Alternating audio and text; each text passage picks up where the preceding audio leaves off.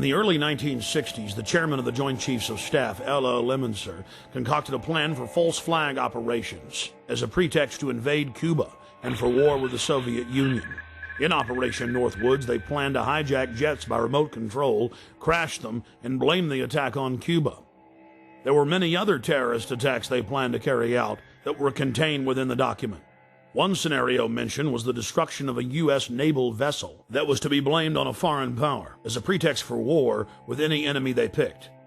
President Lyndon Baines Johnson went operational with Northwoods on June 8, 1967 during the Six-Day War.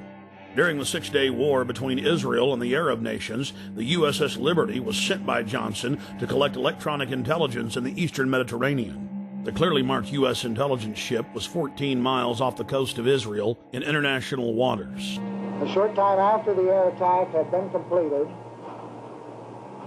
the 3 torpedo boats approached us from our starboard quarter at high speed and in an apparent torpedo launch attitude. Israeli surveillance aircraft flew low over the ship and clearly identified it as an American vessel. At 2 p.m. that afternoon, the USS Liberty was attacked by 3 Mirage 3 fighter bombers. From the onset of the attack, the fighter bombers were jamming U.S. signals. Not only were they jamming U.S. signals specifically, they were also unmarked, the only unmarked aircraft in Israel's arsenal. The fighter bombers strafed the ships with their cannons, dropped conventional munitions and napalm on the ship, repeatedly from stem to stern.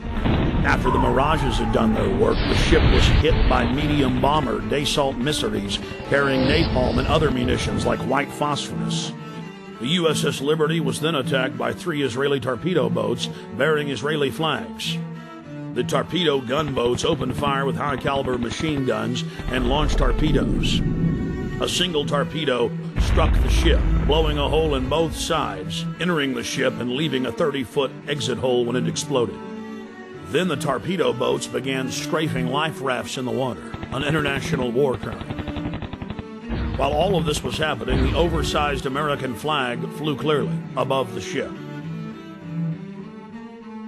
The attack on the Liberty went on for hour after hour after hour. During the entire attack, the USS Liberty continually called the Sixth Fleet that was nearby, begging for air support or rescue. 2 aircraft carriers in the Med responded by launching fighter aircraft. Unbelievably, they were recalled by the White House. Rear Admiral Geist, then commanding the carriers in the Sixth Fleet, called Washington personally to confirm the recall order. Secretary of Defense McNamara came on the line, and then President Johnson himself told Geist, "I want that goddamn ship going to the bottom. No help. Recall the wings." Imagine being Admiral Geist begging the president to allow you to defend an American ship that's under attack and being told by him that he wants the ship going to the bottom. Despite the fact that the U.S. carriers withdrew their help, a Russian spy ship appeared and witnessed part of the attack. After 3 hours into the attack, the Israelis withdrew because there were witnesses, allowing the damaged USS Liberty to limp to safety. 40 years after the attack on the USS Liberty, we know exactly what happened.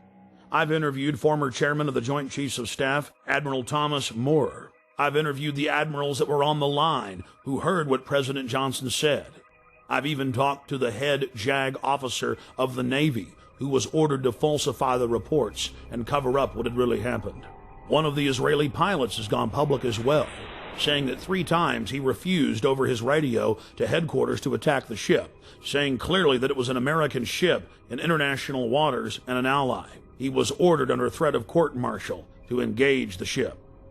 In a nutshell, this is what happened. President Johnson had personal control over the ship, parked it in the Mediterranean, made a backroom deal with Israel to attack it with an order to kill all aboard.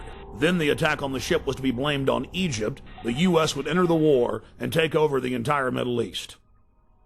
In the aftermath of the attack on the most highly decorated ship in U.S. history, the captain and his entire crew were told they would spend life in prison or be killed if they told anyone what happened. Captain William L. McGonigal was given the Congressional Medal of Honor in secret and told not to tell anyone that he had won the award.